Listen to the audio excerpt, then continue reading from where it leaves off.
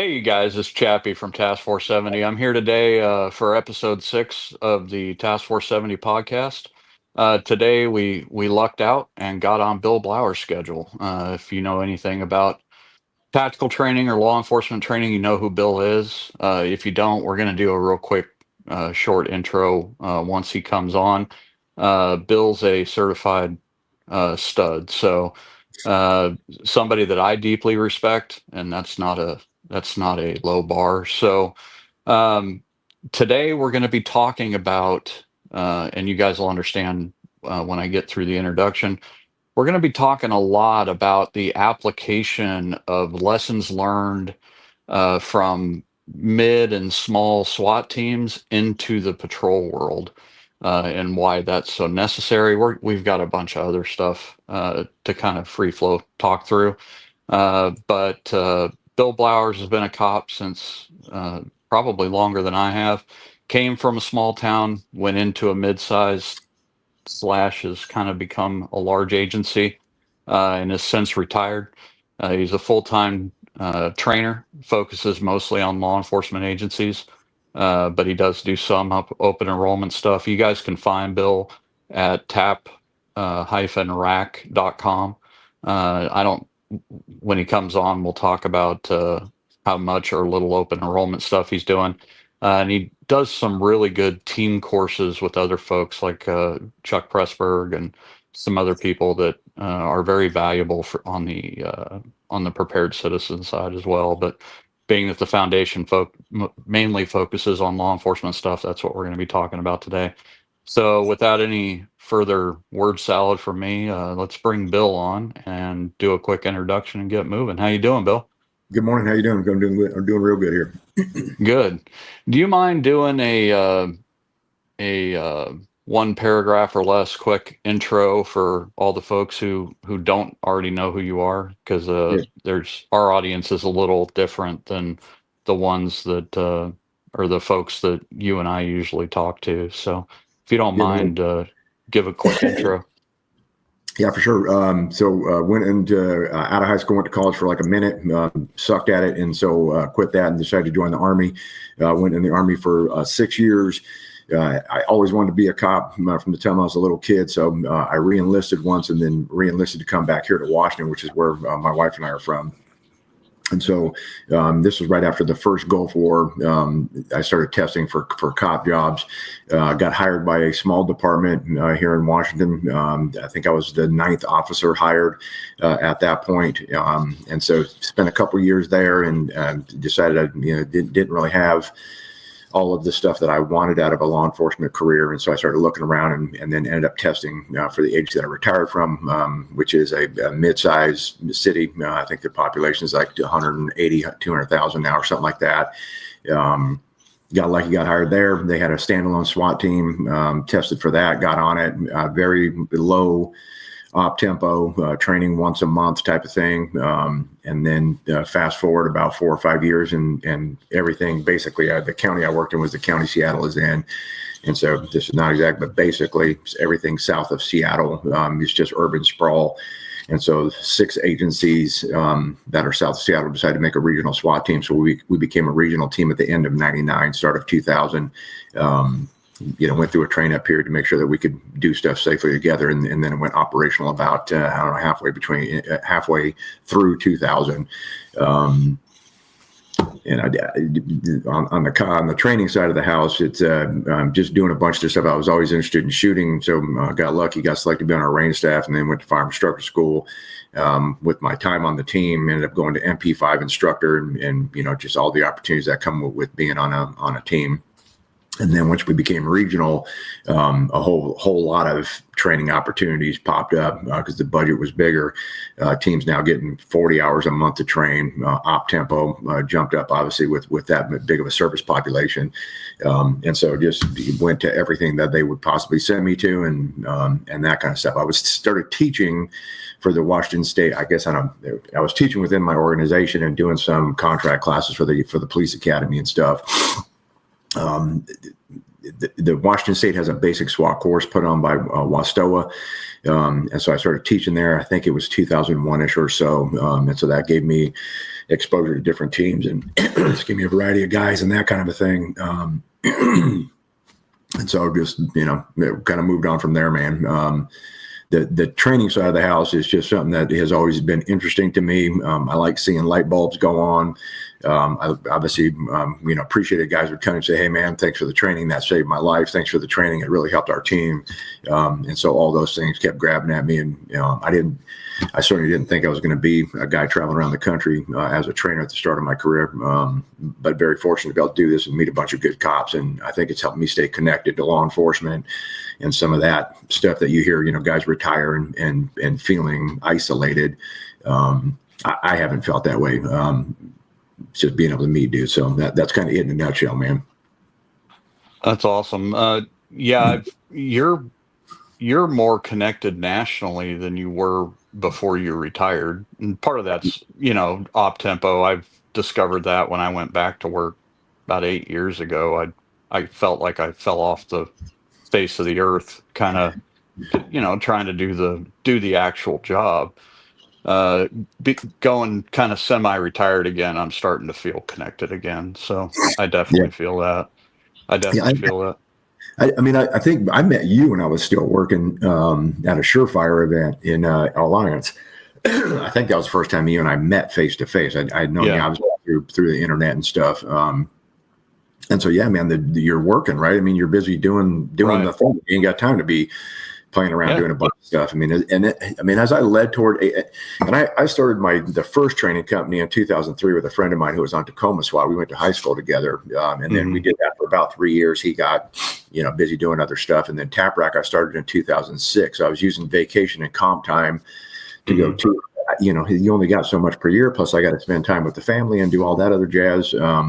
And so, yeah, man, leading up to retirement, I said, well, I guess I'm going to try this and see how it goes. And so I tried to load my calendar up real heavy the first year, and it just kind of paid off, man, where, the day I retired on a Friday and the following Monday I was teaching the SWAT team leader class, and it's just kind of rolled on from there, man. So like I said, very fortunate. It's I always think to myself, who can I curse on this show? Yes. Who the heck am I for guys to want to listen to? And you know what I mean? And I think I was coming up right as a younger SWAT dude and trying to get to all the training. And obviously I'm different exposure at that time, right? I mean, I'm reading magazines about articles about dudes, you know what I mean? And so certainly social media and other stuff gives dudes access that I didn't have back in the day. But I'm meeting legends, in the shooting community and the SWAT world and stuff by going to their training classes. And that has always been weird to me that dudes would want to come hear what the hell I got to say about anything compared to those men whose shoulders I'm standing on. So, well, and I definitely feel that. I get some, I'm not nearly as much of a stud as you are, but I've always envisioned my training career as being a one-man think tank for what we should be training. You know what I mean? Kind of like with the night vision stuff and things like that. And then once guys are doing it kind of to standard, I step back and let them do it, and crush it. And I still get requests for things that I haven't taught in years because somebody read a magazine, 30 years ago or whatever. It blows my mind. I view myself as a operational academic, and having people want to seek me out to train with me blows me away as well. So I've known of you for a very long time, and it was really excellent to get to meet you at that Surefire thing and start developing a little bit of a working relationship. And I track you pretty closely, not in a gay way, but in like for those who don't know, especially for the cops in the audience, if you haven't done one of Bill's courses, you really need to. This isn't going to turn into a Tap Rack tactical commercial, but you really do need to seek him out. Like, there's a reason I don't teach night vision and team leader courses anymore, because somebody's doing them really well. So that's, and on top of the SWAT courses and things like that. One of the things we're going to get into, Bill, and we might as well start with it. I've always seen a double-sided coin to career patrol guys who that is the mission. Patrol is the mission. You and I have talked about this many times.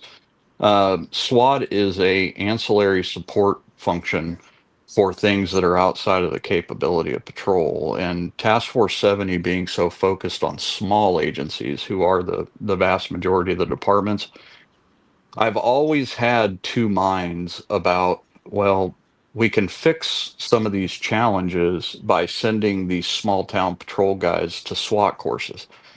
But I've always had a double edge to that of we're giving them some of the individual stuff that they need, but it's always taught in a different context than what they have access to, if that makes sense. You and I have spoken about this before. Do you mind giving the audience the some of your wisdom on why that can be a good thing, but it also tends to lead to some either, and I don't know what you think about this because I kind of intentionally didn't ask you. Does a small town patrol guy go into a SWAT class and thinking himself as a one man SWAT guy, which for the audience that isn't a thing. Like SWAT is a team sport. Um, do we can we harm ourselves going to that type of training either exclusively or a lot as a small town patrol guy? Can we create some um, some bubbles in our own mind that uh, can lead us down incorrect paths that aren't what's best for the community that we work in? I know that's a weird or a poorly worded question, but I think you understand what I'm asking. Yeah. So I mentioned that, the first PD I worked for, very, very small, a nice community, just not a lot going on. And I don't know if that's changed now, 30 years later, if they've gotten busier or whatever. But there was no in-service training at that organization while I was there. I went to the range, excuse me. I graduated from the academy, came back, and then part of my FTO period, I went to the range once. There's an indoor range actually close to where I live now, and they rented a bay, and we went in there and got me qualified. And I forget the nomenclature, but it was the 9mm carbine from HK. It looked like an MP5 with a long barrel, so I had to get that thing, get qualified on that thing, and that was the only range time I had in the 2 years that I was at that organization. We didn't have a training facility. We didn't have a classroom that we could even host training. I didn't even know hosting training was a thing at that time, even if I wanted to try to pursue it. And so, I ended up going to not putting in for anything, and probably I'm new. I'm still trying to learn the job, obviously. But I went to the NIC. Narcotics testing kit. I was an instructor in that through that organization, but it just came up as a free spot, so I got sent. I ended up going to bicycle patrol training during that, and I think a portion of this too, man, as a new copper, you're trying to figure out what is your career going to look like and what's interesting to you in the job and that kind of stuff. And so there was that component of it, and then go to this other agency where now I'm getting, 50 hours of in-service per year. Training opportunities are pretty good. We had our own range. I could shoot 24/7, 365, as many rounds as I wanted to. And people think I'm lying about that a lot. And I promise you I am not. I got told you can shoot till you're knee high in brass every day here and no one cares. And I remember thinking I'm going to test that and we will see if that is true. And so there was just better opportunities at the bigger organization, man.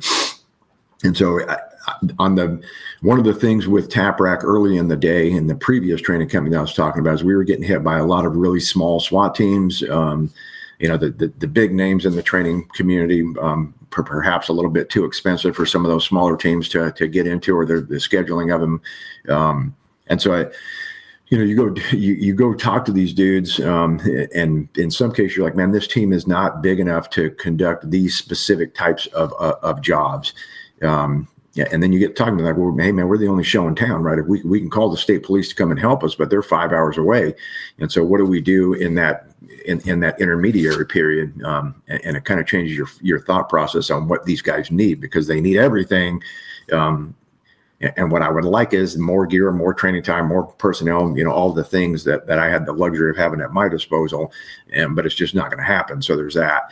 I think the second thing, man, is, during the course of my career, Columbine was a big eye opener for law enforcement, how we responded to stuff. I think the transition of stuff, SWAT stands for Special Weapons and Tactics, but ain't nothing special about the guns anymore.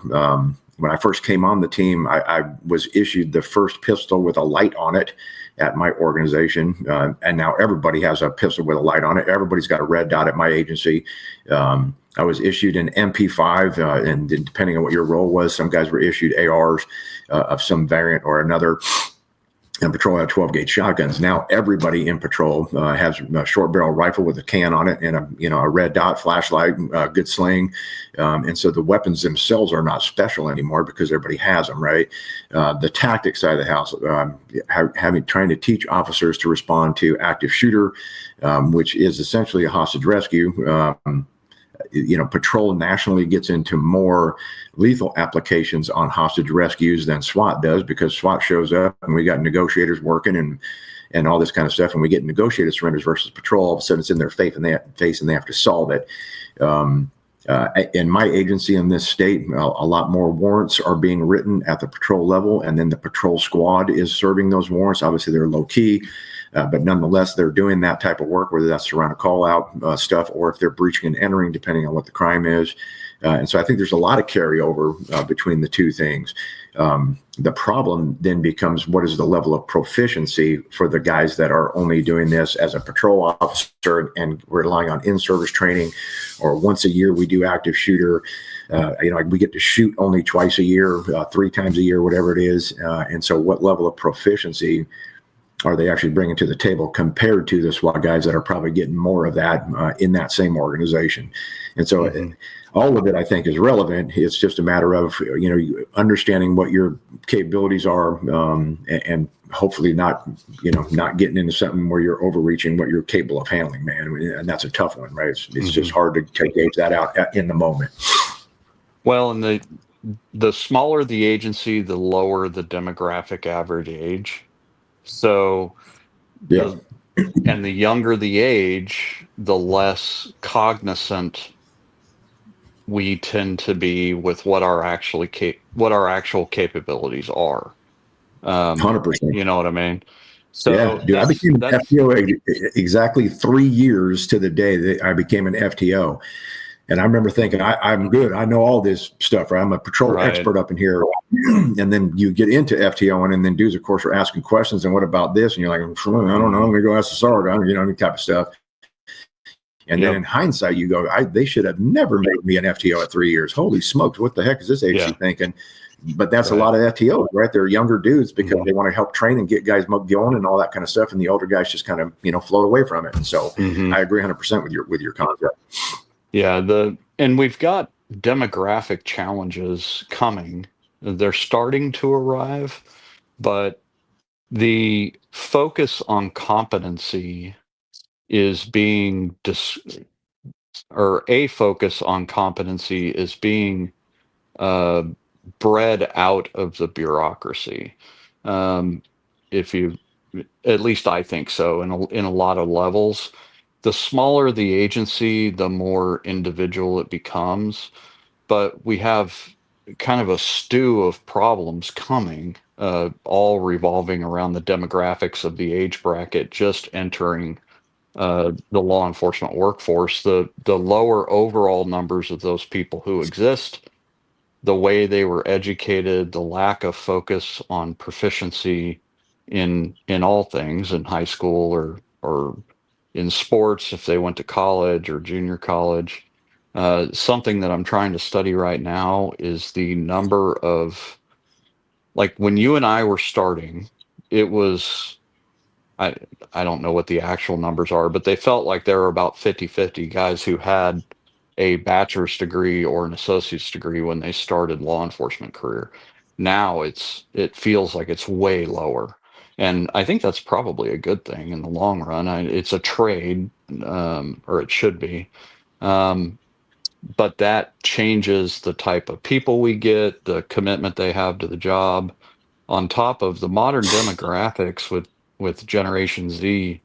In a lot of ways, Generation Z is going to grow up to be pretty strong, but they've also been raised in a subconscious culture of a gig economy, of work someplace for a couple years and then leave.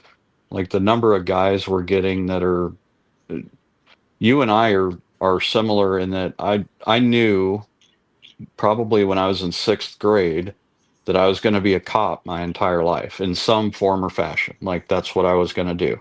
I joined the Navy as a means to an end to get there. And you kind of did the same thing in the Army somewhat. Like I knew what I was going to do.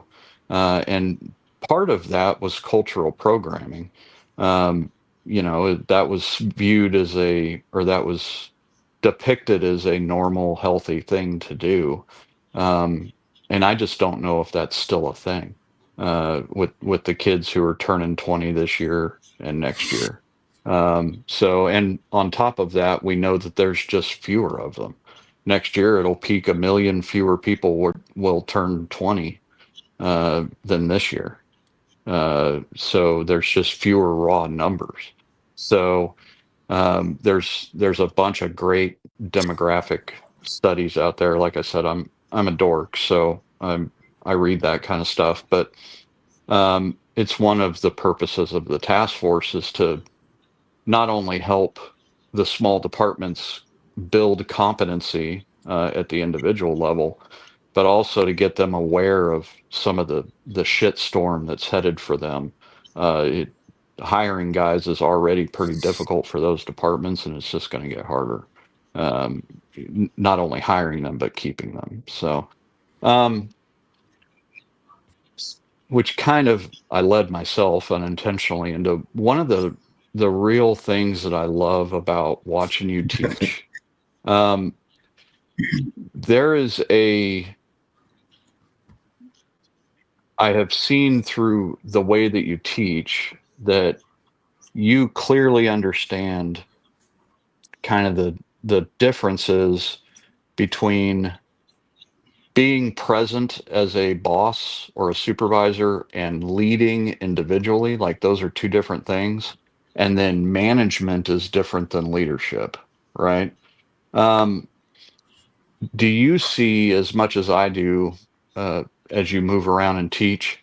Is there is my perception valid, or could it be valid that leadership has become either misunderstood or misplaced um, in in smaller agencies? Is leadership still a thing?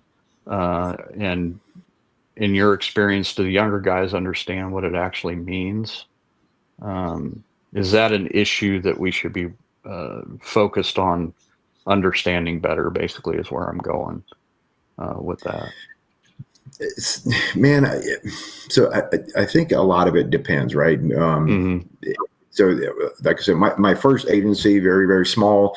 If you happen to, you were the only cop on duty unless you happen to be on day shift. And then the one sergeant in the organization also worked day shift.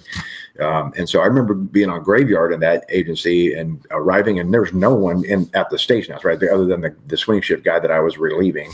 And so, I mean, I am a brand new cop.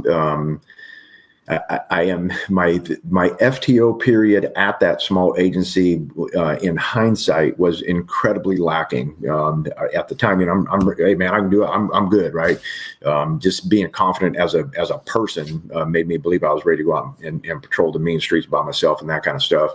But really, really lacking. And so, of course, I'm brand new, so I get put on the graveyard shift, and now I'm driving around this town at nighttime, inflicting law enforcement on people, and there is no one for me to call, ask advice on, or any of that kind of stuff. And so I think that a big thing to me was I am in charge of this city right now, right, as far as law enforcement stuff goes. And of course I had the ability to, we didn't have cell phones though, bro. So I mean, if I wanted to call the sergeant and ask a question or somebody to help a brother out, I had to go back to the station house and get on the phone. And so that realization, I think, was a thing. I do think, like you, the time in the Army. I mean, I was I was a sergeant in the Army, and so I had some leadership background, and the confidence to, I guess, make decisions on stuff and do that kind of thing. So I think that helped me a little bit. But yeah, man, the leadership piece for sure. I think is a thing that has been lacking in law enforcement for quite some time. Right now, and there's a great book Dr. Jack Anter wrote. It's called "Challenging the Law Enforcement Organization," and within that book, he talks about a study that he put together, and I think he contacted IACP and all the major law enforcement groups and said, "Hey, I'm writing my doctoral thesis." He was a cop, by the way. He was using the cop job to pay for his college tuition. But I'm writing this thesis, and I'm trying to do it on law enforcement leadership. I have a survey. Can you send this to your people and ask them to fill it out and send it back to me so I can get some data for this thing? And he got a pretty good return. Don't quote me on this, but I think it was somewhere like 68% return, which is huge for that random type of survey to just hit your email and then you actually start clicking boxes and making comments. And I think that large return is also indicative of how important good leadership is to the working cop, right? The guys they wanted to be a part of this thing to try and improve what we have in LE leadership. And so from that study, what he found was 80% of leadership. This is from obviously the views of the people that did the survey. 80% is basically okay. They're not looking to screw nobody. They're not necessarily leaders. They're going to make sure your vacation request is processed, your overtime is processed. They're going to go through the day-to-day mundane activities of being in a leadership or management type position. That's 80% of what we have in law enforcement. 10% were deemed to be evil managers, constantly vindictive, just terrible human beings, period. The kind of guy everybody's right now is watching this thing, and I know who that guy is in my agency, and you just wonder how the hell did he ever get promoted to anything in the first place, because he's been like this his whole damn career.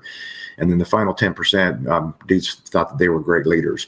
And so when you think about that, right, as an industry, and what are we're at this point in America, 750,000 to 1 million cops running around, and 10% of that number is deemed to be great leaders. We clearly have a problem with leadership in law enforcement, right? And what is required and what's necessary. The chief position is a very political position, as you are well aware. And I think, man, whatever you emphasize is what becomes important. So as the chief of an organization, if I am very political minded, if I'm trying to maintain my job, if I'm trying to please city or county council at the drop of every hat, please all of the vocal minority groups within the organization's jurisdiction, I don't think that's leadership, man, right? That is management defined, and you're just trying to stopgap stuff to keep your own job or your own interests intact. And so, yeah, man, I agree. I think leadership starts from the get-go. Yeah, and we need to be developing people almost out of the gate, right? If you think about your time in the Navy, John, I mean, how quickly were you put into leadership positions? Oh, in boot camp. The Army starts that immediately, right? Because they know if you stay in, you're going to end up in those positions. So let's get good at training some leaders. Now you can say, well, there's bad leaders in the Army. Of course, there's bad leaders everywhere, type of thing. But I think in law enforcement, man, we just don't do a good job of pushing it on everyone, recognizing the talent that some people have, and then focusing on those guys to make sure that they're going into those positions where it matters to make the organization better. Right. Man. Well, and there's been that is a phenomenal book and study, by the way. I've read it several times.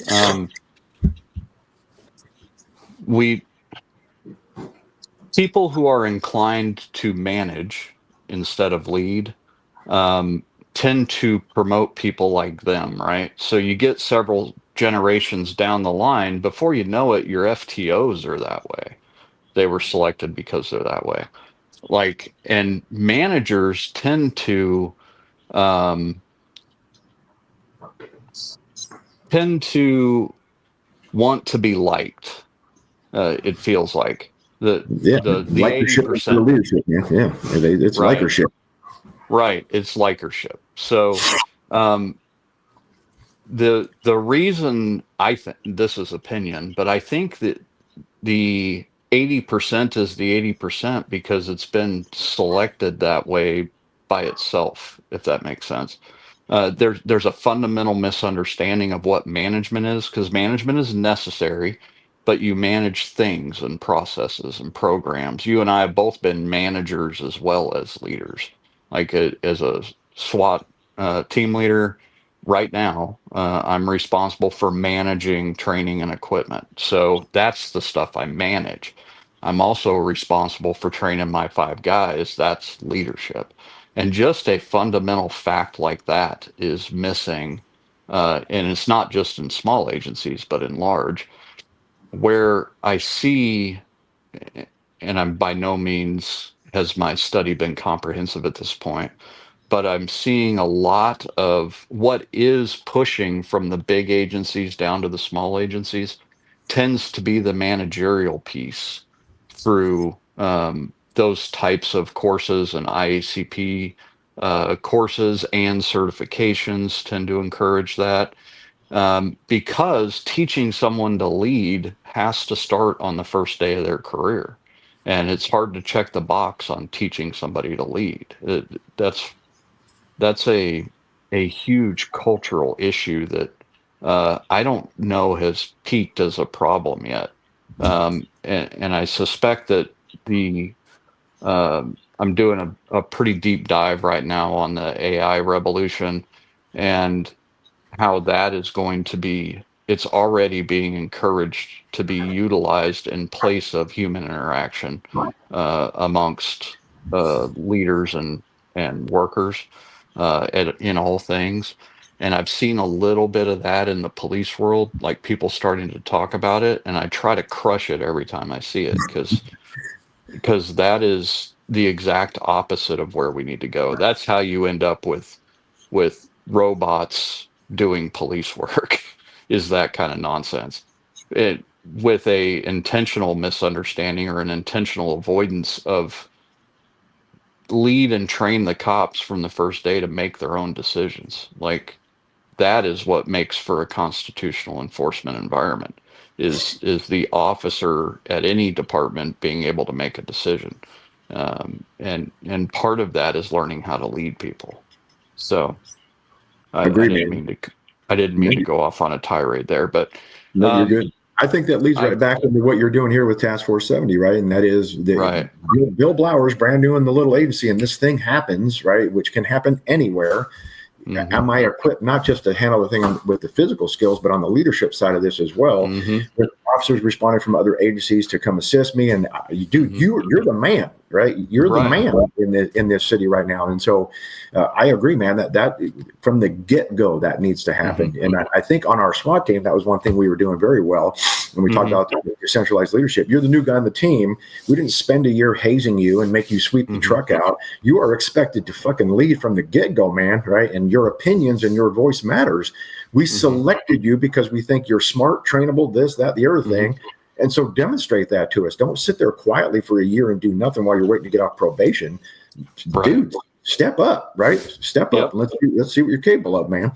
Yep. And the smaller the department, the more healthy the organization will be, and therefore the actual mission, which is supporting the community that we're responsible for, the better that mission will get accomplished, the more or the less that we put them on night shift and ignore them, Right. right? Which is a big part of TF70 style or sized departments. If somebody is doing that to you as a cop, my first instinct, if I have the right personality traits to be a cop in the first place, should be fuck that. What can I be learning? Where should I be leading? Instead of the top down management education, which is occurring now, which is part of the FEMA. FEMA has, Bill knows this, but the audience might not. FEMA has been pushing for about 6 years now to push out this tier system for teams and departments and how you interact with each other in large incidents. Like that is all top down gatekeeping to encourage bureaucratizing an incident as early as possible, uh, instead of teaching every individual cop that that dude is the HMFIC, until relieved by his authority, by his boss. Like, part of our mission is to not only teach these guys how to respond in the first few minutes to the problem, but how to set the stage properly, how to lead when other people are showing up. If I'm in a medium-sized agency, but we have several small agencies within our jurisdiction, when I show up, their first instinct that they're being taught at the academy is to immediately turn it over, where it should be the opposite. Because my instinct, coming from our generation, is when I show up, I'm like, "What do you want? What do you need? Like, what, what, what are you doing, and what do I need to be doing? Lead me there." So, in the long term, and then in 20 years from now, I want it to be a thing, or one of our missions is when you, Bill Blowers, team commander for medium-sized SWAT agency, shows up on a manhunt and there's 50 cops standing around and three of them have TF70 patches on their shit, you know that you can make them do something, and and they will do it. That's kind of, or ask them to do something, and they'll do it, and they'll execute judgment constitutionally, and they'll have some basic capabilities to be able to do things and fall into a larger problem, if that makes sense. Yep. So, um, I really, I really think that people of your and I's generation can't let that concept die. The Every cop is a leader, and has to be. Um, and it will also. This is a supposition on my part, but because of my medical BS, I've spent a lot of time studying psychology over the last few years. The personality types that tend to at least try law enforcement don't stay if they're not challenged. So if they are put on shift and told to shut up and go respond to their calls, those are the dudes who go become linemen or go drive a truck. Like, they would stay if they're challenged. If they don't have to really even be told what to do, just what's expected, if Right. that makes sense. And supported in that Right. way. Exactly. So, um, yeah, I always tend to, at least when I'm thinking and talking privately, I turn it into a MF session about modern law enforcement management. So I'm going to try not to do that. But to the you can be managed as a sheep or as a worker, right? So just choose to take their management in the spirit in which you agree to accept it. You know what Yeah. I mean? Yeah, yeah. So, I think a hard thing for me, right, is mhm, as a leader, both as a patrol sergeant, as a SWAT team mhm, leader, was I, without trying to sound like I'm tooting my own horn, I took this job very serious, right? I wanted to be very, very good at my job, whatever that assignment was. And so, training on my own, reading stuff on my days off. I mean, just all of this, everything that you can imagine a guy that is motivated and wants to be good at this thing would do. And now I become, as an example, a patrol sergeant, and you get this critical incident. And so my sector, my half of the city, that I was responsible for as supervisor, I would get to that scene, and officers have solved the problem, but it ain't the way I would have done it. Right. And so my initial inclination was, God damn it, why didn't you do this and this and this? And, start to impose what I would do on these guys. And I think it took a while for me to realize, was the outcome good? It doesn't matter if the path that got us there, it was different, as long as the outcome was solid. And I think sometimes that's hard for leaders to self-reflect and recognize they're doing some of that stuff, but also be comfortable in just saying, "Hey, man, do your thing, bro." Right? If kept within constitutional bounds, right? All of that kind of stuff, and just solve this thing. And if it looks good at the end, then it is good, man. And let's, that don't mean you don't debrief shit and try to improve and all that kind of stuff. I think you understand the point I'm making here, man. And that is, I think leaders get out of the way also and let guys develop themselves as leaders. Yep.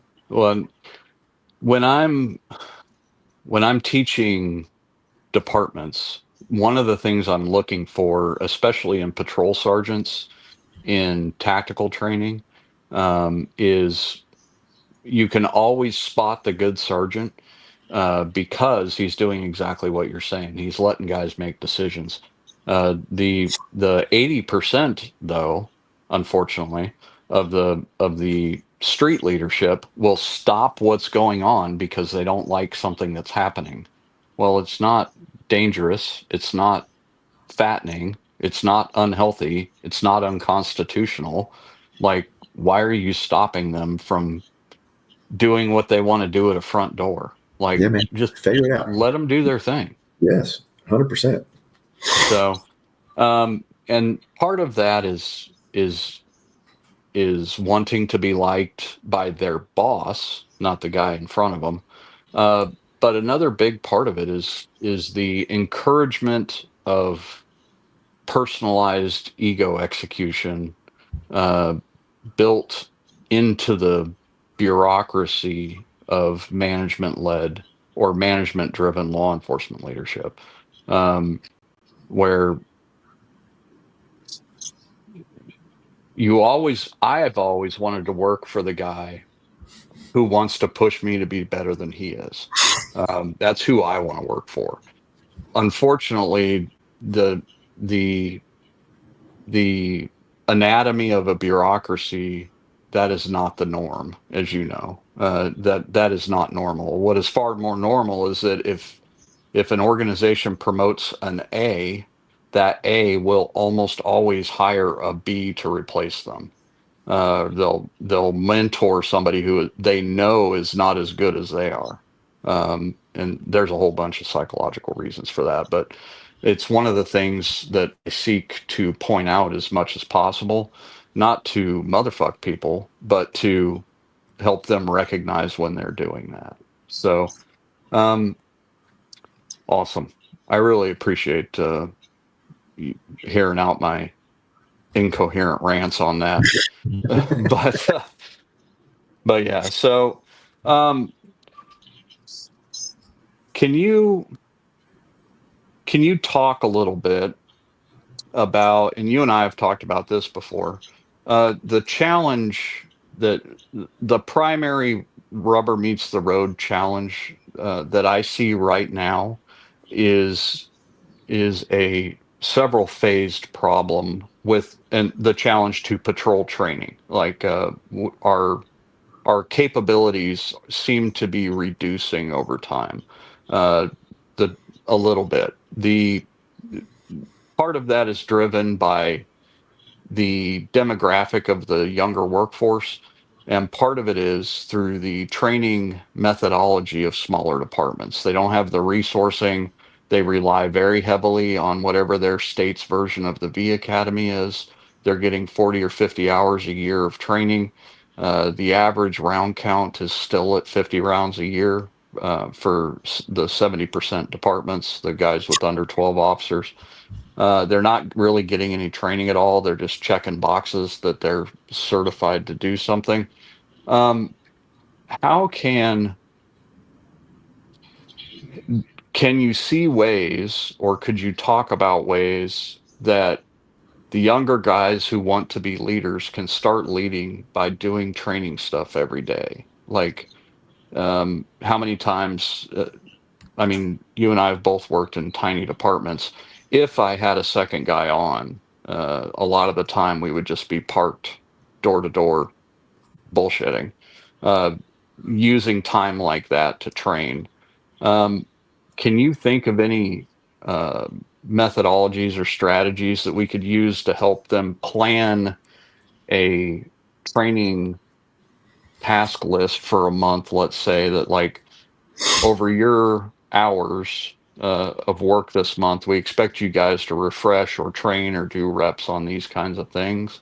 Do you think, number one, is that a good idea, or is there another option to that, to make training a continuous uh, thing, where it's not just a 40-hour a week or 40-hour a year click through the V Academy quickly kind of deal?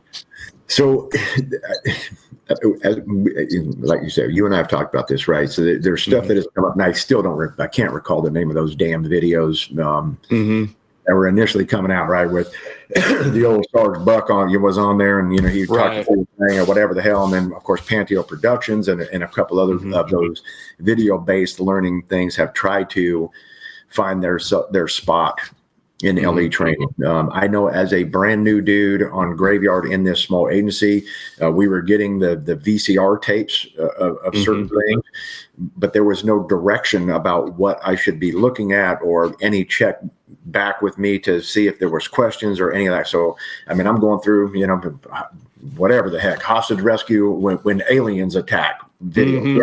Yeah, that's interesting, right? And so I was throwing those things in. And of course, the problem with V-learning is there is no interactive piece to it. And so almost always, having been through training that you have put on, the NVG instructor that you did over here and the stuff at Surefire, a lot of times as you're saying stuff, I'm thinking in my head, what does he mean? Am I hearing this correctly? Or I'll think of an incident and I want that question and answer base period so I can better understand what it is that you're talking about. Or is you say the thing and I am thinking of a specific context that you aren't thinking about. And so the ability to discuss it helps me learn better. And so is V-learning, the video-based learning, is that good? I think it is better than nothing for sure. However, I think that then it becomes incumbent upon the sergeants to be going through those things and saying, you will watch this video as an example within the next 2 weeks or during this month or whatever. And then at the end of that time, you just got to make the time to be able to say, hey, Chappie, I'm going to come in, I'm going to work a later shift than day shift as the supervisor for this small agency so I can overlap with you. And we're going to discuss this thing. And then the interactive pieces, hopefully the sergeant has the ability to actually discuss the topic that you were looking at. But even if he doesn't, me and you just bullshitting about anything, we are not dumbasses, right? We can probably figure something out that makes sense, even if we never heard a national level guy talk about the thing. You know what I'm saying? Yeah. So I think some of that needs to occur. I think that a challenge... the agency that I retired from, one of the things that drove me bananas, man, is we did get 50 hours of in-service annually. That was the minimum you were going to get. The state, I think, required 24 hours to maintain your peace officer certification. We were trying to double that. However, and I see this with teams too, as I go around the country and do stuff with SWAT teams. How many hours per month do you guys get to train? Well, we get 16. Okay, well, let's break that day down, right? Well, we arrive at 8, we load the truck, we take a poop, this, that, the other thing, and then we finally get to the range by 9:30. Okay, well, then that's not training time. Does that make sense? That's on duty time, but you weren't working. We take an hour and a half lunch break, right? Or an hour for lunch, and then guys come back and everybody's bullshitting and trying to get the gear on again or whatever the hell. That's another hour and a half that we've wasted out of this training day, right? So this is an 8-hour training day. 3 hours of it have been moving around to do nothing. Does that make sense? So I think prioritizing what you're going to do when you do get asses in the seat time is the big thing that is not occurring, at least in my experience. So I think there's a bunch of stuff that can be covered through email, and with technology now, it's just not that hard, right? I can tell if John Chapman clicked on this thing and watched the entire video. I could put together, and not calling it a test, right? But just some questions at the end of the video that got answered within it, right? And then you have to answer those questions, and then somebody has to review and go, well, he completely got that effed up, right? I mean, that's way out of context, which might then prompt me to call you during your shift at some point and say, hey, Chappie, I saw your answer to this thing. You got it all fucked up. I think there's programs now where at the end of the training, you could just write in your questions. Well, you said this in the video. Did you mean this and that type of shit? And then I have the ability to respond to that, even though we're working opposite sides of the division. different hours, different days, all that kind of stuff, and somehow be able to come back and report to you what the hell it is. The answer to your question might be. Right. So if you're going to give me 24 hours of asses in the seat time, right, then let's use that entire 24 hours or as much of that 24 hours as we possibly can.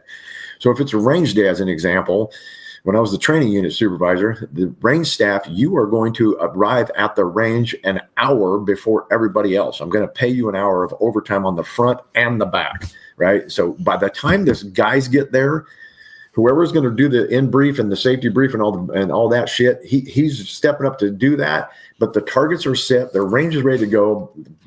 Ammo fucking cartons are busted down and ready to start getting grabbed. Everything is standing by, waiting for these dudes to show up and do their crap. My agency, by our contract, you did not get a guaranteed lunch break. There was nothing in there that said you will get an hour to eat your chow today, right? You eat as you can, type of thing. Which means I can now say, you ain't getting no damn lunch break today. We're going to work straight through, or a short lunch break, 30 minutes, and mandate that, hey, man, you will not have time to go to Subway. I don't care if you bring food or not. That's completely up to you, right? We're going to give you 20 minutes to throw some food down your neck, and then we're going to get back after the shit.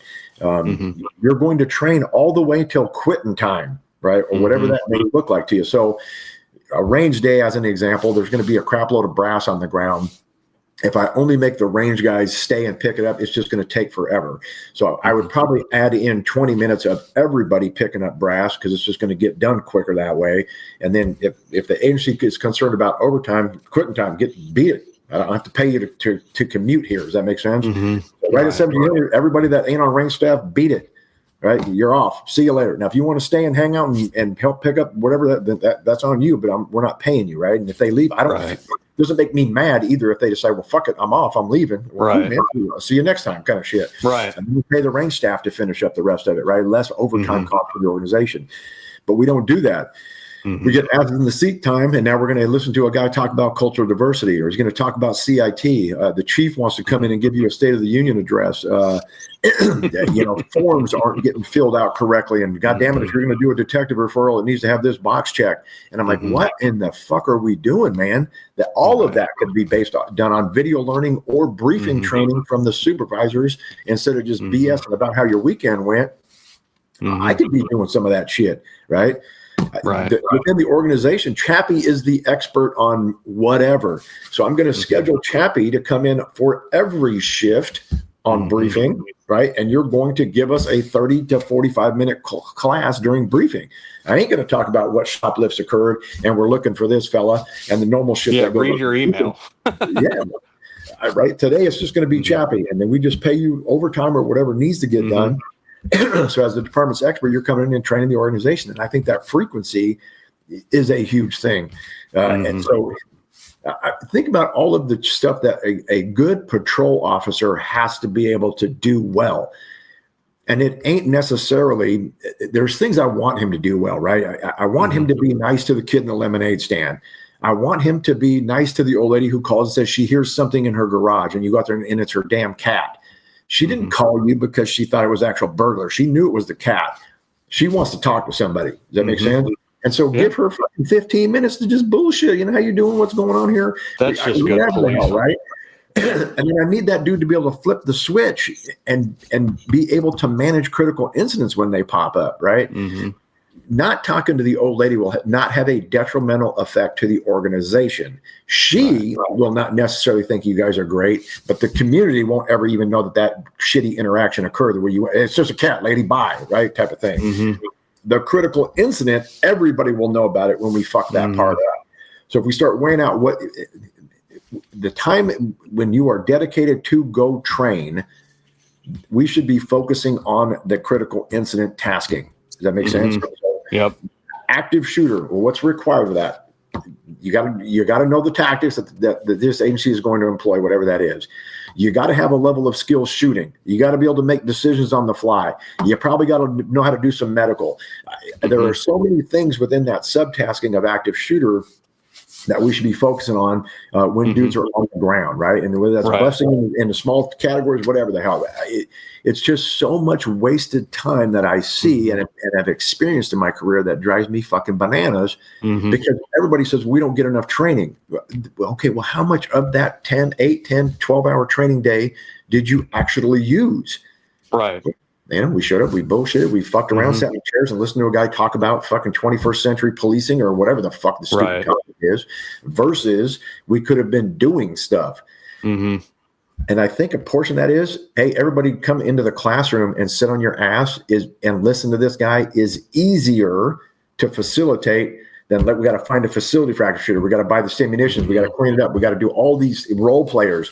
There's just so much logistical shit to make a good training day good that it just becomes easier to say, well, fucking sit in the seat. We'll talk about active shooter. You know what I mean? And that is the downside, man. But I think it also goes back to what the current long-winded conversation about leadership, and that is, I used to tell dudes all the time, if you want shit to change in this organization, it doesn't. Sergeant Blauer's going to the chief and bitching about stuff. That's falling on a deaf ear. I do it all of the time, right? However, if all of you guys are contacting your chain of command and going, we need more of this, we need more of this, we need more of this, I guarantee you that will drive training in a certain direction faster than you saying, God damn it, we need to do this thing. Right. And so let's lead. As new dudes, what do you want out of your training, right? What do you want the training staff to be able to provide to you? What do you want the organization to provide to you for training? And get involved in the shit. Otherwise, stand by to sit around and listen to some fucking knucklehead come in and talk about, Right. whatever it is, man. Well, and I think you're nailing you're hitting the nail on the head with that. That kind of stuff is what V Academy can do well. But it's being bureaucratized into doing everything. Right. Instead of using it to set the table for the physical in-person training. And that in-person training can be done. It's been found, and I won't bore the audience with the statistics, but capability through retention and repetition is a thing. So yes, an 8-hour day on the range is great, right? How about, if we're doing 30-minute briefings, or, if you have the luxury of having briefings, or even the assistant chief of a 5-man department making contact with every cop once a week for 10 minutes and just going over something is far more effective than, having a 8-hour sitting on the seat watching a video on, how to not offend blue-haired 20-year-old baristas, right? So small agencies, just because they're small, sometimes that's used as an excuse that we don't have resourcing. Well, how about we maximize what we can do before we start bitching about resourcing? Can I develop a training plan for the year that includes 5 minutes a day of interpersonal relation about a specific topic, like about this? And then that builds into, now, next, I want you guys sometime on your shift to watch this V Academy class or this police1.com video, right? And then we're going to get together in our 2-hour in-person training session that we have time for next month and cover that and how we expect it to be done here. And there's a lot of compartmentalization of training topics that didn't used to be, because training staff has been cut, and especially in the larger agencies. Bigger agencies, however, are getting better at training recently, because the staff is younger guys who are motivated are getting in. It's not a scientific study, but I've really seen a fairly drastic increase in the capability of the training staffs on large departments doing things better. I am seeing that. Where I'm seeing it fall off a cliff is on small agencies. V Academy is being used as an excuse to not have to do anything personally, Right. input any effort into doing something. If you have a 2-man department, one of those guys should be the training guy. Like, it's down to that level. Like, if you have a 5-man department, there should be 4 training guys in that department. Like everybody needs to be responsible for something. That helps build the reps and the frequency required to actually not only just learn and retain something, but to actually be good at it. And the smaller the department, the higher the risk, the less likely is, or the less frequently it occurs, the more that topic needs to be trained. So, um, I, I really agree with you. It's one of the projects that the Patrol Institute is going to be working on first is building a small agency training guide for how to build a program like that. But it's something, there's no reason that every cop who's watching this shouldn't already be thinking about this. And a lot of them, they just have never been told. Like they got a 12-week academy, which is still the majority of states in the country are 12-week police academy. On paper, they're getting another 12 weeks of FTO, but how many small departments are actually doing 12 weeks of legitimate FTO? It's not a lot. And then here's your shit. Go 10-8. I don't want to hear from you unless you need help. You know what I mean? And even then, it better be real help. If I show up and you don't really need something, you're getting your ass chewed. Right. So that is not, the reality is that is not going to be driven from the top down. That is only going to grow from the youngest of guys. I agree. That's the only way that culture is going to get adjusted properly. So, I had a question that I'm not going to ask because I already know the answer, and Virgo. it would just piss everybody off. How how important, or well, that's not the right way to ask that question. I apologize. Um, can you talk about the benefit that even for the mid-size agency that you spent the majority of your career at? So, for context, there is, the more rural the department, the more likely it is that they want to have their own SWAT team to do their own thing. And there's political and ego reasons that drive that, right? And that's completely understandable.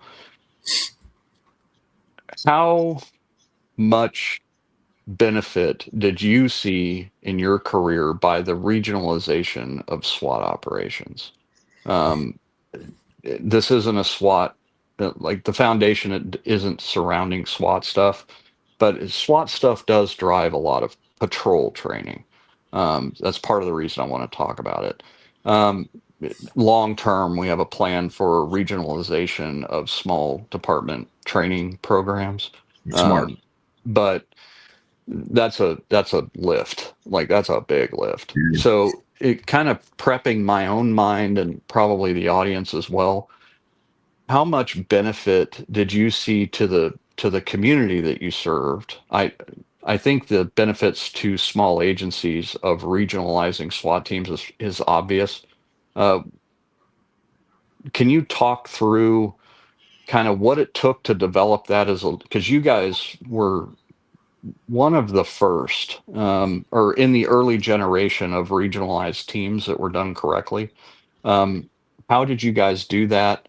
And what benefits did I don't remember how many agencies you guys had, but it was a few. And each one of those communities kind of independently benefited from that regionalization. Can you kind of talk through that, how that came about, and then more importantly, how you built it and what benefits you saw from our side of it for the service provider, for lack of a better term, to those small agencies? So, excuse me.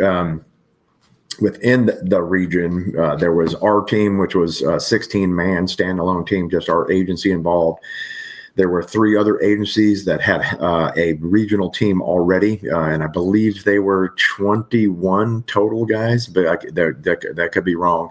You had another organization that needed or had a requirement to have a tactical element, and so I think they had 7 or 8 dudes. Excuse me. And so at the point, there was already there was some regional stuff that was occurring already. And so monthly, all of the chiefs of the 6 agencies, I only mentioned 5, there was another one that incorporated later, of the 6 bigger agencies, all of those are populations of 150 to 200,000 type of shit, right? So very similar in sizes. They were already meeting monthly to talk about stuff that we were doing, crime within the region, of course, and other shit. But as an example, our riot control team was regional already, just to get the number of bodies necessary to move a crowd or to manage a riot required that regionalization. There was a drug task force that was regional. There was a fugitive task force that was regional. There was a lot of things that were already occurring on the regional level. And so at a certain point, I think that one of the chiefs or several of them were talking about, why do we have all these smaller SWAT teams that are costing each agency a significant amount of money, not just in equipment and stuff, but the training time for them, the overtime to backfill when they're training, all that kind of stuff. Why don't we just make a regional SWAT team? And so I remember at the end of, we're hearing the rumor of this thing might happen and this and that. And our concern was, how do we attrit from 16 down to, at that time, 7 from our agency, but it's going to be 7 from each agency to keep everything equitable. How are we going to attrit down and blah, blah, blah, blah. And I think we got really, really lucky that the first commander that the chiefs chose, the overall commander of the team, each agency had a commander assigned to the team. But the Grand Poobah guy, he was a longtime team member of that 3-agency regional team. And then he was a team leader of that 3-agency regional team.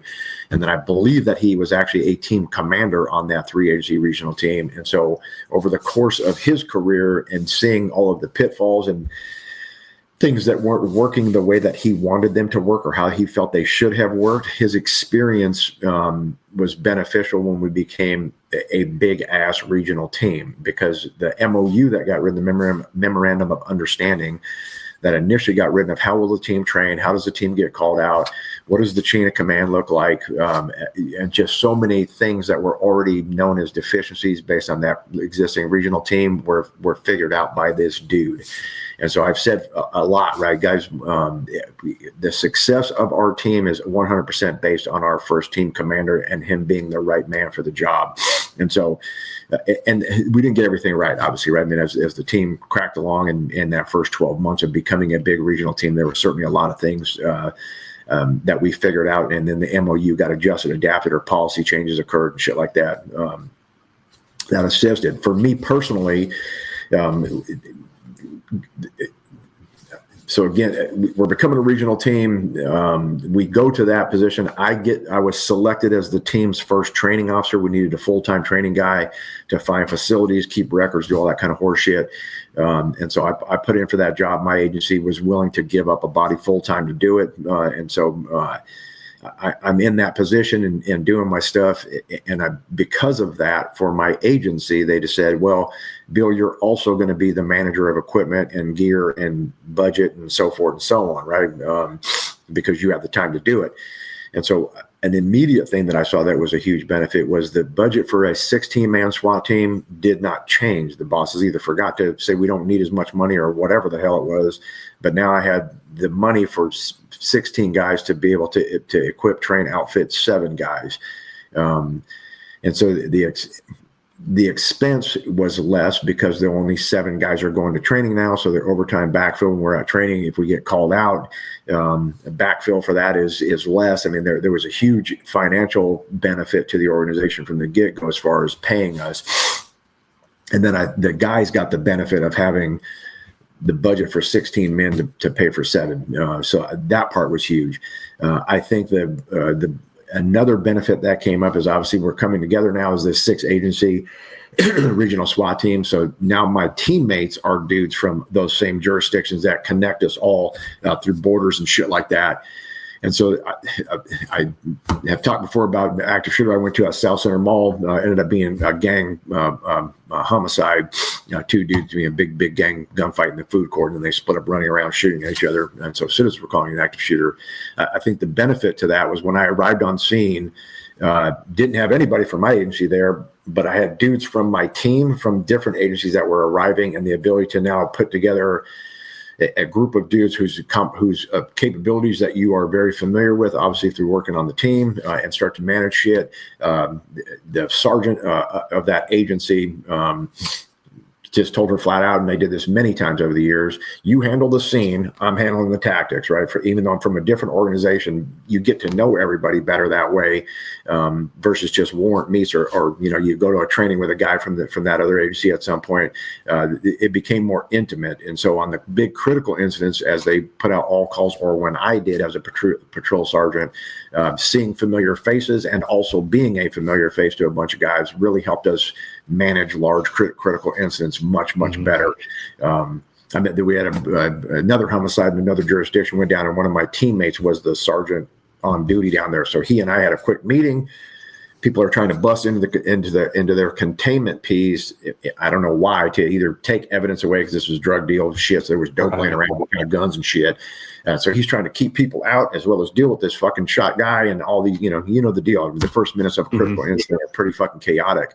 And so the quick meeting, I was like, dude, I got the containment piece. You handle the scene, and just really fucking made things flow a lot simpler on day-to-day calls, man, not just the SWAT team piece of this shit.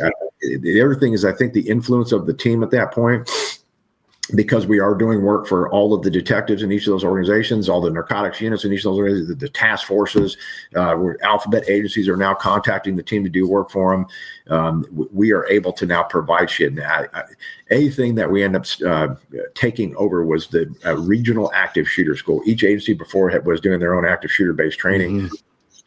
And so we saw that as a deficiency. And so we said, hey, we have the facilities, we have the instructors, we're going to bring all the sims, we're going to bring everything necessary, and we're just going to schedule these days. And then rather than have everybody from your agency show up, we want 3 dudes from each agency to show up. So you schedule your own 3. So their staffing is less impacted. And now you're getting what is realistically a more realistic response, right? I don't know you, Chappie. I know you work nearby. We put out the all call for this active shooter. Me and you are going to go in the building together. Does that make sense? So I think a chunk of that, taking over the active shooter piece, is now the guys are getting that same FaceTime that the team was getting. And so now me and you have spent an entire day working active shooter together, even though we got different patches. And then we're getting a weird call on the street where we're linking up like, oh, hey, Chappie, how you doing type of shit. And I think those relationships helped smooth out a lot of things. I'm not saying shit was perfect, right? Because it wasn't, but it was definitely beneficial for supervisors, for officers, for everybody to start to train together. And so to your point, with the small agencies trying to come up with regional training aspect, that's going to be huge for them, right? Now it's not just another dude showing up. We have trained together. We have worked together. I've heard and seen what your capabilities are, which gives me a plus up. If, hey, that's Chappie, I need you to do this part. And then I'm done talking to you because I know you can manage it. Or that's Chappie, sit over here and color because you can't do it. Does that make sense? And so it helps me figure out what the capabilities are for the entire fucking incident.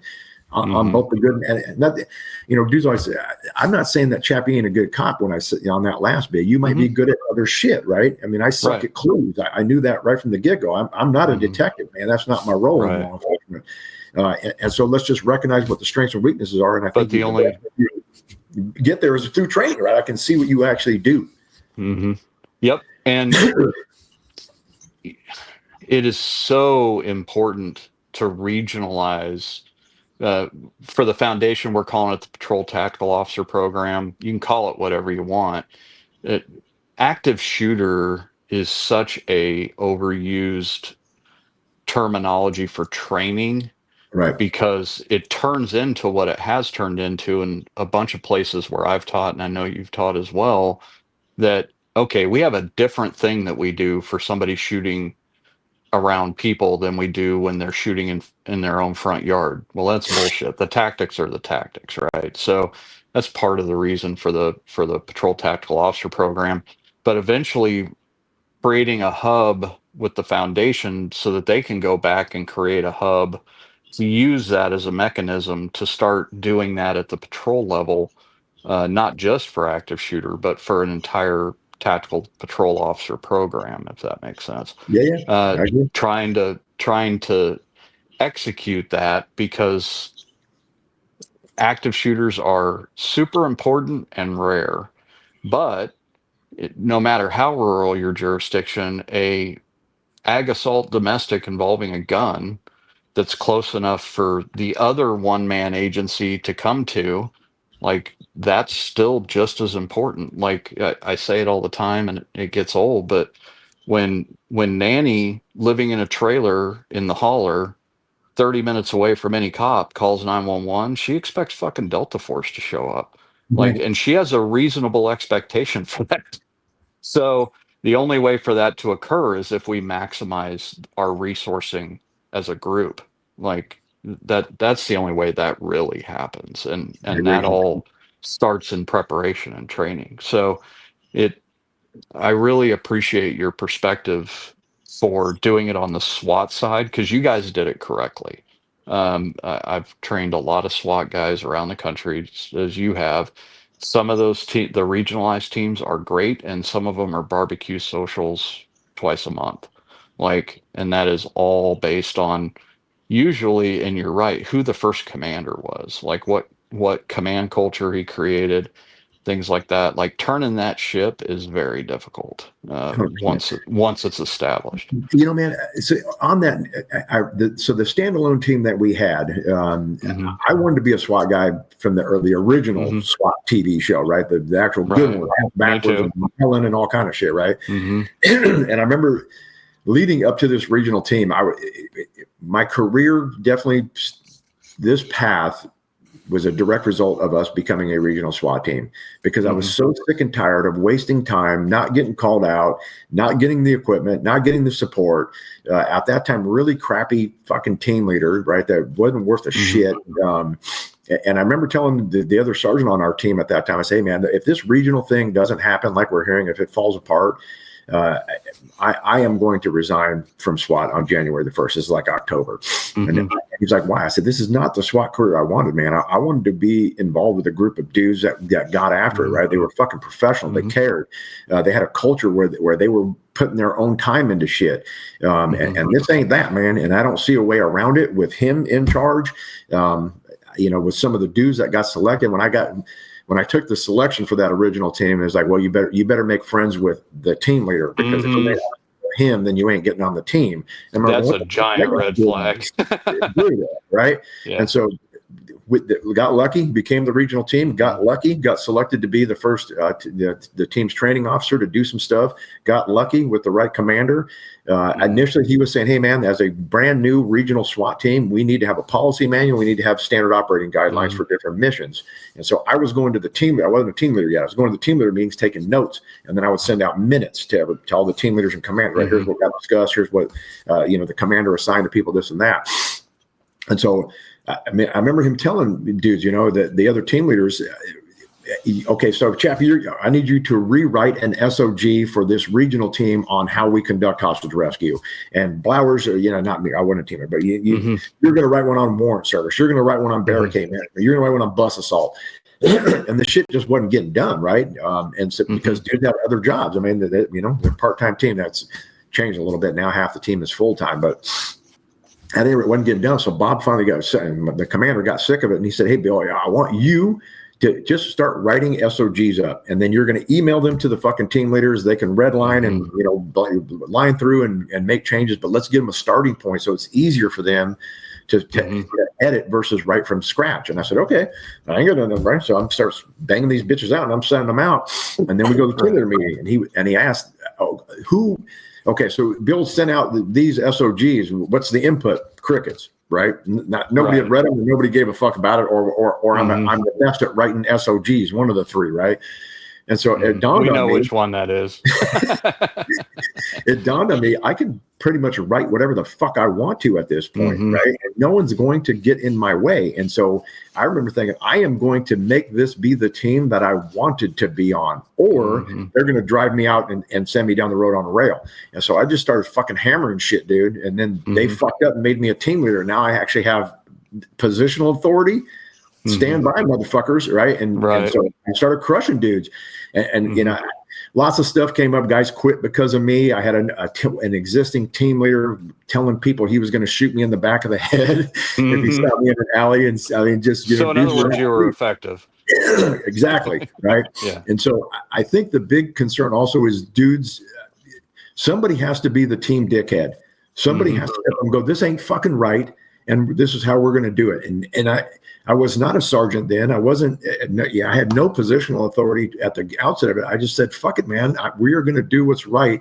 And the culture shift took time. I mean, there was absolutely, lunch break, and next month is, hey Chappie, you bring the cake, 36 beers, and we all are going to have a beer at the end of training, and all this kind of shit, right? And he's always, I don't give a fuck about having a beer once in a while, right? I don't give a fuck about the team getting together and having a barbecue at the end of a training day once in a while, right? Those morale motors and shit are always good.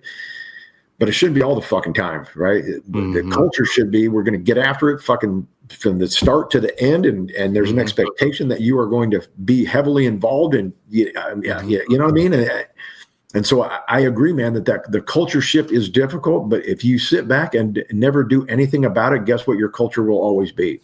What it always has been. So fucking do something about it, man. Yeah.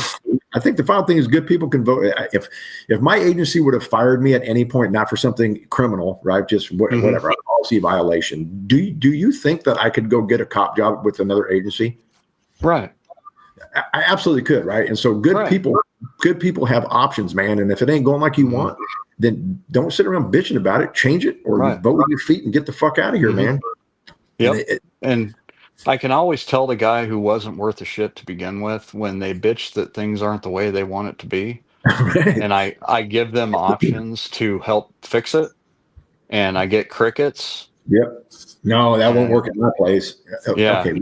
The concept, dude, I don't know your inner workings at your place, but you do. And so how do you get the concept in line based on what you have for staffing?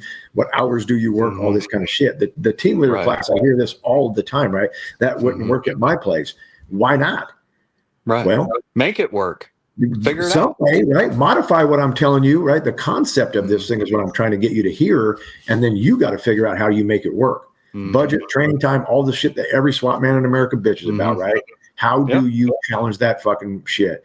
My favorite question to ask dudes is, we don't get enough training time. When's the last time you asked for more? Right. How long have you been at the NTOA recommended 16 hours? Well, fuck, 25 years. Has anybody ever gone forward with not just, hey, boss, I want more time, but here's why we need more time. We've incorporated NDGs, the technology piece. We got armored vehicles we didn't have. That 16 hours 20 years ago was sufficient for based on what you had them doing and what they were required to be able to fucking use. But look at what you have us doing now. Tempo is up, more technology is involved. We need more training time to be proficient at these tasks. And sell it. Don't just fucking go to the old man and say we need another train day, because he's always going to say no. Right. Well, because that's his job. And having been around when that 16-hour standard was set, the levels of equipment were completely different. 100%. And the ability to expect SWAT guys to train on their own was present. Like 16-hour a month, and I'm not going to turn the channel into SWAT channel, I promise, audience. But the 16 hours a month was predicated upon another 16 hours being done on your own time. Because you could reasonably expect, when you and I first became SWAT guys, how many hours a week did you train? I was at least 8 or 10 hours a week on my own. Easy. Just to keep up, right? Yeah. And push myself. Those dudes don't exist anymore because they're not forced to. On top of the technological and policy, as bureaucracies go, bureaucracies have a 250-year life cycle. We're in the last third of the American bureaucracy. It's at its peak. The amount of check boxes required for just a patrol guy is 10 times what it was 10 years ago, and it's just going to get worse. So we add more check boxes, which have a implied predicate of training occurring on the front end, which is what the task force exists for, is try to recreate that kind of the training required for those check boxes to mean anything. But that also raises that training level. Now, on the patrol side, it's the average of 30 to 40 hours a year of continuing education. On the SWAT side, 16 hours a month has become the gospel. That is nowhere near. if you can get everything you need done to standard in 16 hours a month, you're not an actual SWAT team. You're an emergency response team. Yeah. So, because you're not doing enough mission types, like I We do. might be able to get a team to standard at 16 hours a month if all we did was search warrants. Like Right. maybe. And I think that that's a thing that you got to, I think that that's a missing component, right? And that is, Right. hey, boss, you give us 16 hours, we can serve warrants, and that's it. So if we get a hostage situation, we got to call somebody else. If we get Right. this weird thing, we got to call somebody else, and be okay with that, right? Be okay with that if that's what you have for time and resources, man. Don't try to force those other mission sets and then completely fuck it up when you can't get what you want out of it. You know what I mean? Which is what happens. The SWAT guys refuse to interface to create tactical patrol officers. So there was a great TV show back in the 90s. It was actually kind of lame. It's called The Unit. It was about Delta. And like the first or second episode, there was like some fictional uh, skyjacking that occurred, and there was some army people there, and there was a CAG guy who's like the black guy who was a sergeant major in the TV show. It's like the only thing I remember about the show, but it stuck with me because of how critically important it is in real life. He was the only unit guy there, and he walked into the hangar with all these troops who I don't remember the context of the show. He said, "Who here's got a Ranger tab?" And like those dudes stood up, and he said some form of, "If you've got a Ranger tab, I know you're at least capable of this, so come with me." Like that's kind of the philosophical goal of the task force, but it's also a good mindset for patrol guys. Like if you're doing your shit as a SWAT team leader, no matter how small your SWAT team is, you're also responsible for training your patrol guys. And the the smaller your SWAT team is, and once you get below about 35 guys, you're not actually a SWAT team. You're an SRT or a ERT, getting lower. But like the smaller your team is, the more responsible you are for raising the capability of the patrol guys that you're going to be leaning on anyway. Like you can put your hands over your ears and la about how SWAT can handle any incident. It doesn't make it reality. So I think a big thing, man, kind of like you said, right? So I got promoted to sergeant in 2008. I went back to the patrol division doing some shit, right? And of course, good cops are out trying to find criminals and do all the shit, right? And I remember one of my cars got on me and said, "Hey, there's a dude here. He's wanted for robbery in the first degree, which in Washington is the highest level of robbery. You use a weapon, that type of shit. He's got priors for this stuff, and I believe he's in this motel room. Right? I want to try to get him into custody on this more." I said, "Okay, sweet. All right, so send some more dudes. I'm going to come up here. Let's all meet here." And we get there, and I go, "Okay, here's what's going to happen. You are going to do this. You're going to be on the backside. Here's the medical plan. Here's what we're going to do. Yada yada yada." And you just break it down. And basically a mini op order like I would give the team. And we get done. We go do it, right? The guy gets taken into custody safely, no issues, right? But afterward, the dudes were like, "Man, that was fucking solid, right? We've never had a supervisor be that much deep." And it went like I took fucking 3 hours, right? It's like a 5-minute basic briefing of what the fuck is needed.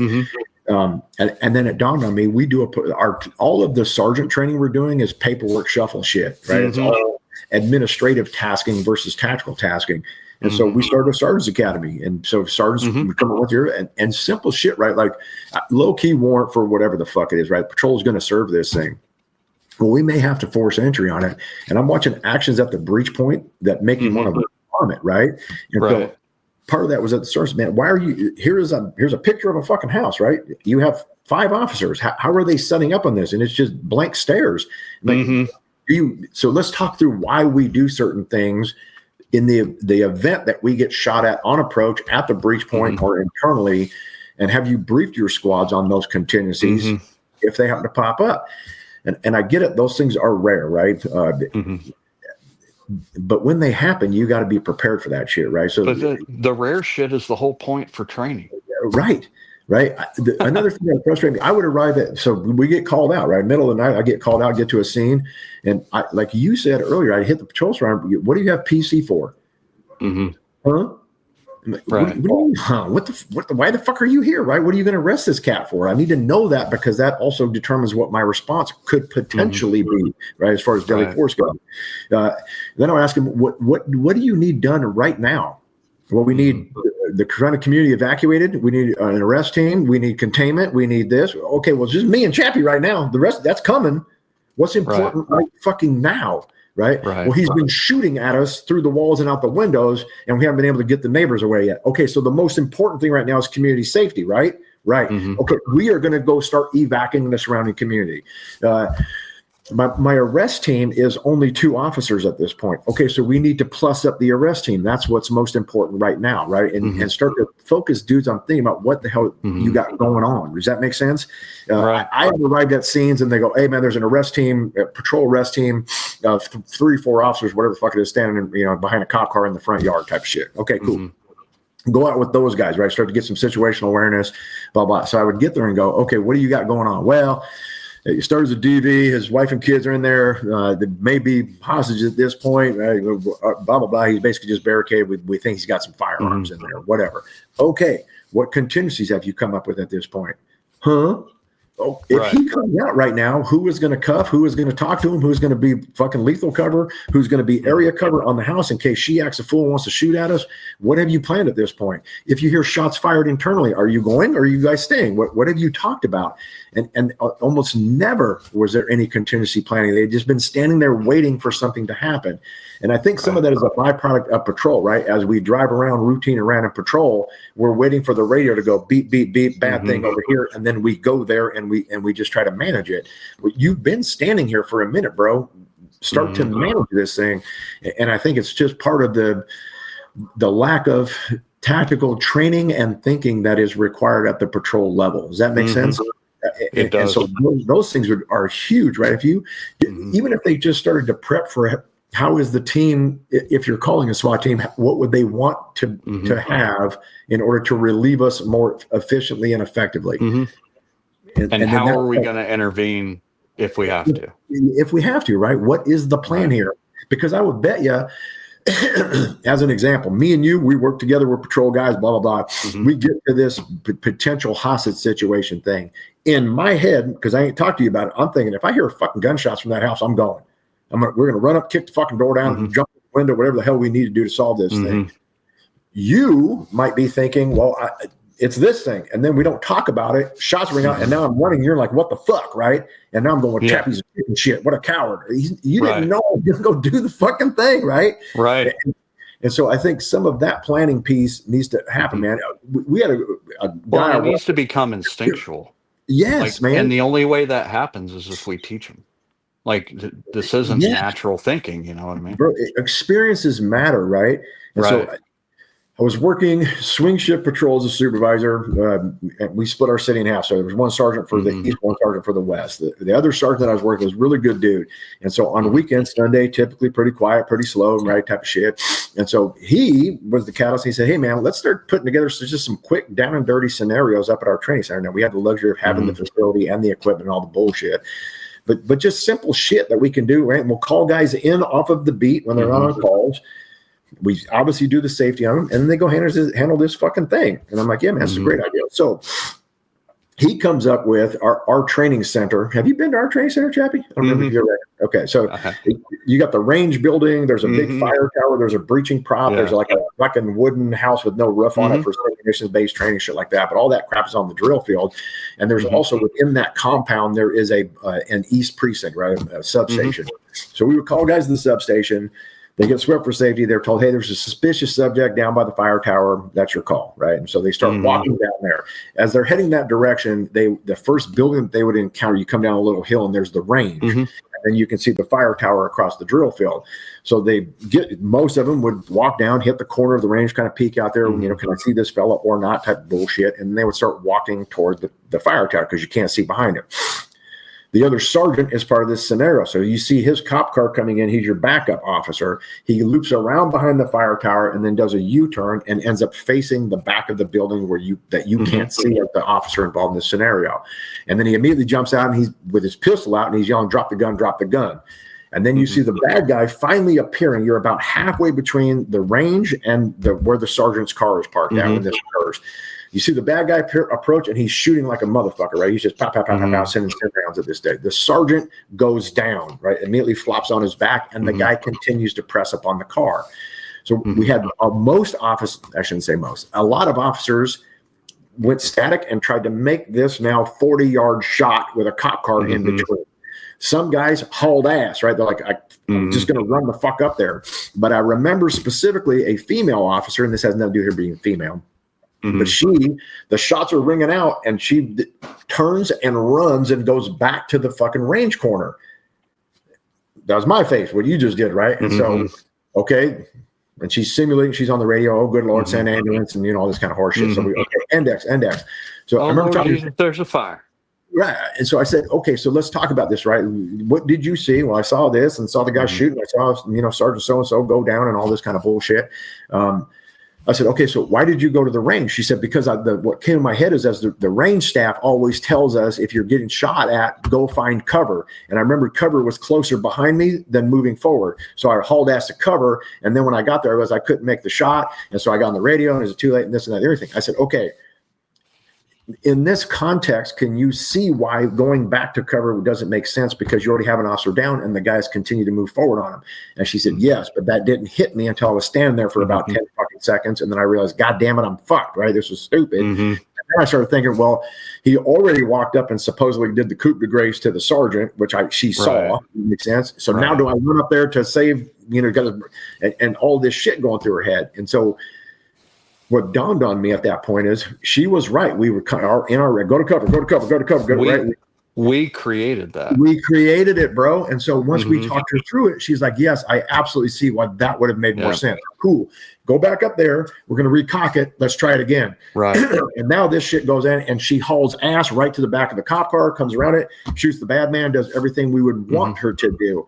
She's not stupid. The training was set up leading her to this scenario that put something in her brain that made her think this was a good idea. Does that make sense? Yep. A big incident in my history, a pretty good gunfight is occurring on the SWAT side of the house. Two dudes that I would have never expected this from ran the fuck away. Ended up being in a confined space in an attic. So one guy jumped out of the fucking hole, ran away. Another guy jumped out the hole, and they had no thought or concept about homies that were in the attic still. Does that make sense? Yeah. Potentially that is cowardice. Potentially it's also, I started to think about this later. What we had never done was talked about immediate action drills in a confined space, right? We had immediate action drills on approach through the front yard where you have maneuver room within the house, all that kind of horseshit. But you can't do an immediate action drill from a confined space because somebody's always going to be last. Does that make sense? And so I often wonder, and those guys end up getting kicked off the team and shit, right? I mean, the prevailing thought was they were cowards when we needed them the most. But I always thought we got a leadership failure on my part. Should I have anticipated a confined space immediate action drill, come to the conclusion that you can't do it, and then briefed all of those guys before they went up in there. If you get into a gunfight, you will all stay and fight or all stay and die, but you don't get to fucking leave.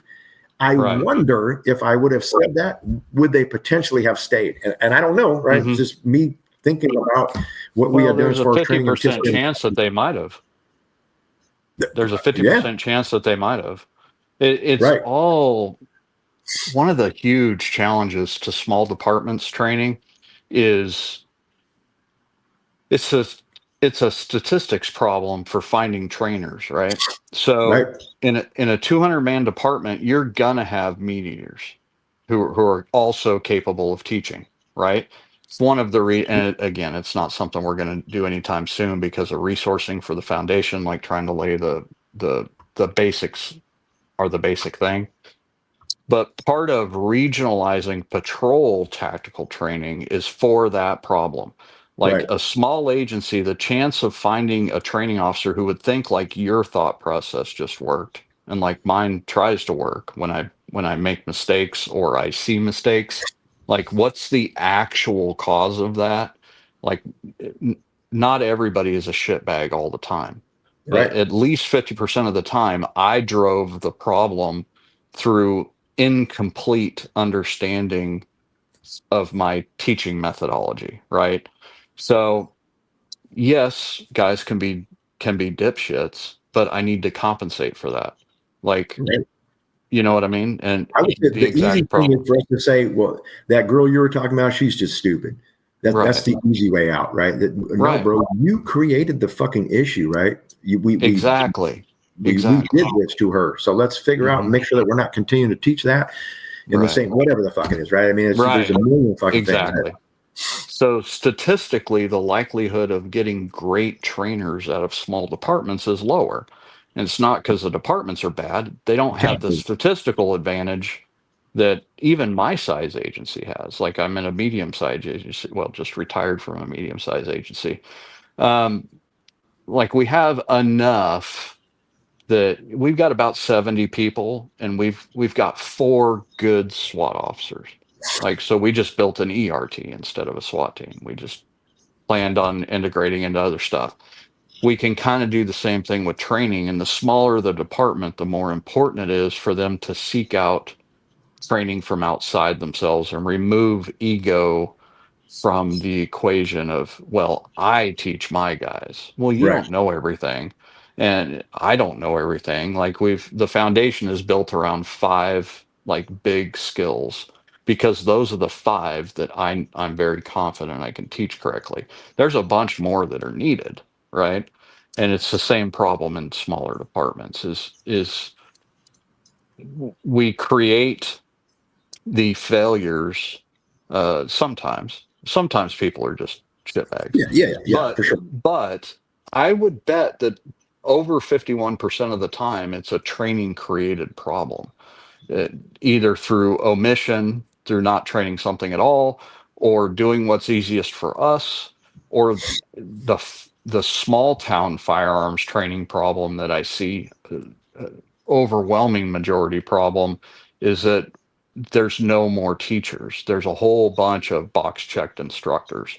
Like they went to the firearms instructor course for a week and now they're the firearms guy for the department. Like that doesn't mean you can teach shit. Like Right. I went through firearms instructor school.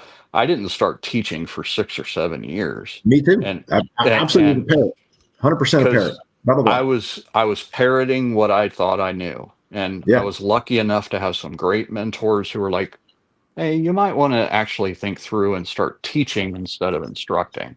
So anyway, I'm Yeah, so I'm about to go to, I leave tomorrow to Indiana. I'm doing a shield hmm instructor course. And a very simple example of this is departments buy shields because they think they sound neat, hmm and there's no training. Hey, right, Cabby, grab a shield. Well, and then we watch a video of you, right? Body worn camera video of you looking like a dumb fuck with a shield in your hand. Well, hmm what do you expect would be the case? right, right. Right? I Same mean, there's with less lethal you shotguns, name it. with everything. You Yeah, name it, man. Right. And right. so you're like, well, look at this dumb cop. Well, is he dumb or is his agency dumb for saying grab that shield when he hasn't been fucking trained in the shit? Right. hmm I mean, it's Or it just, was even worse than no training is poor training. yeah. Like here's an hour and we'll take you out to the range and teach you how to shoot through the window. Like that's not shield training, you know what I Right. mean? Yeah. Yeah. 100%. And it's the same in all 206 common police skills. Every one of them has that kind of stuff. Yep. So, and the smaller the agency, the bigger the challenge for them to address those. So, I agree. What they need is like a clearinghouse for instructors and then an mhm. organization that vets people and says, this guy can come teach you this thing. It kind of sounds like I would call that Task Force 70. Yeah, kind of, right? Kind of. Kind of one of the reasons that, so I won't bore you with why it took us so long to get organized because we're trying to not be a grift. We're trying to Dude, actually like provide a service. So like we have like a fountain of funding, right? So the first priority is the campus courses here where guys come from all over the country, take the patrol tactical operations or patrol hostage rescue. The next priority is the mobile training teams, like we're doing our next one up. There's about 200 departments that surround Pittsburgh that yep. have under 8 guys. So we're doing a mobile training team up there in November for those guys. The next priority is the Patrol Institute. The last priority, not last, but one of the lower tier priorities is if we have funding left over, that money goes to us sending guys to, like, for instance, a tap rack shield course to pay for 4 or 5 spots, right? That's what that money is for. Part of that, a big part of that, is a forcing function for vetting. For, like, we're not going to send you, we're not going to authorize paying to send you somewhere that's not at the level that it should be. Does that make sense? Yes. So, like, if a department, I've already had a department call me with a very specific skill set problem. I was able to push them to the right instructor and pay for it, right? So, for instance, Chicken Fried Steak Florida 3-man department calls, and none of them can shoot a pistol to save their life. I'm going to send them to Chuck, right? I'm going to say, here's a no-fail pistol class. I'll pay for all 3 of your guys. Like, do that. The part of the funding forcing function is to use that as a way to begin the process to create a list, for lack of a better term, of guys who are capable of providing actual teaching as opposed to just instruction. And there's hundreds of dudes who are capable of doing it that neither one of us know. Like, they just happen to be good at it. They work in a small department. One of my personal missions is to find as many of those dudes as possible through the task force classes. Like, somebody comes through, it's obvious that guy can teach. He just doesn't have the information. Like, connect him, get him looped into the tribe. Like, that's one of the functions of the foundation as well. So I didn't Yeah, mean yeah. to go off on a foundation sales No, pitch you did, there, man. There. but that's Think about how many phenomenal trainers there are in agencies that you've never heard of. exactly, Right? I exactly. mean, There's those a lot of them. there's a ton Because of they them. don't have any Ton of them. interest in being an Instagram celebrity, right? They Right? don't care about that. Those are the Right? dudes we need to find, because Right. those are the guys. You know what I mean? Like you, and there's a lot of great national level instructors. There's some that aren't, but there's very few. The vast majority of guys are good dudes. They're in the tribe. They are internet famous because they have to be. Like, I know you personally. I know that you only do social media shit because you have to. Like, and that's a screening function of of who makes good teachers, right? Guys who don't care yet, they got to go get a new tattoo because it'll look cool in their Instagram photo. You know what I mean? So Yeah. anyway, anyhow, um, Bill, I appreciate you more than you know, man. It's been very appreciated that you're willing to come on and talk to guys, and um, hopefully we'll be able to have you on again soon and talk about some more stuff. Um, if I know that we've been kind of flashing it on the screen throughout the thing, uh, cops especially need to come train with you, dude. It is worth the money for them to come. And yes, one of Gen Z's challenges is that they were taught by their mothers that if the school's not willing to pay for it, you shouldn't do it. And that has grown into, well, if the department's not going to send me, I'm not going. Well, go do something else. Like, if you're a cop and you expect the department to pay for everything that you need to be good at the capabilities you're expected to have, you should probably find a different line of work. So up on the screen right now is Bill's website. Please go there, check out the schedule, hit one of his courses. Um, for the audience, for the rest of the audience, we'd really appreciate a $20 a month donation. We are trying to spread the funding of the organization as wide as possible to make us as persistent and capable as possible. So your support is greatly appreciated. For the monthly people who have signed up to be monthly donors, I'm going to be doing a separate video later this week to lay out what we're giving away in September to the people who donate monthly. If you do a $20 a month donation, you're automatically entered to win BCM rifles and all kinds of stuff, nightline, night vision gear, and things like that. So that comes every month. So eventually, I will talk Bill out of his panties for some tuition spots in some of his classes for one of those giveaways. And so anyway, and as usual for the donor giveaways, if you're the donor and you win a rifle and you have 85 identical, Hodge rifles and BCM rifles, give it to a department. If you win one of our donation giveaways, you're more than welcome to give it to a department that that needs it. So anyway, Bill, any questions that you wish I would have asked you that I didn't? No, man, I think the concept is really, really great. The free tuition is easy, by the way, man. I can almost always fit a dude in for free. I'm doing it this class in Indiana. I know you do. It's easy to do that stuff and get good guys, good training, man. So, right. Yeah, I appreciate you what you're trying to do with this thing. I really, really hope that you can fight through the problems that are going to be associated with this and stay on course, man, because I think it's a great boon for a lot of cops that need good training, man. And so, I'm really glad you're getting after it. The biggest obstruction that we identified was government involvement. And that's why we don't have any government involvement. So what the internet says, I don't care, but we haven't had any negative interactions so far. I'm sure we will, but I don't really care. So, but yeah, so the reason the foundation exists is with my training company, yours, Chuck, Jedi, like everybody gives away free spots and courses to cops. They just do it. Like the good people in the tribe do. The problem is the frequency and the numbers just aren't reasonable to ask of a for-profit company. So that's why it's a foundation. Gotcha. So anyway, we really appreciate you, Bill, very much. And, yeah, easy day, we look forward to doing this again soon. For the public, again, you can always find Bill at tap-rack.com or find us at TF70.org. And Bill and I appreciate you all very much, and we'll see you again next time.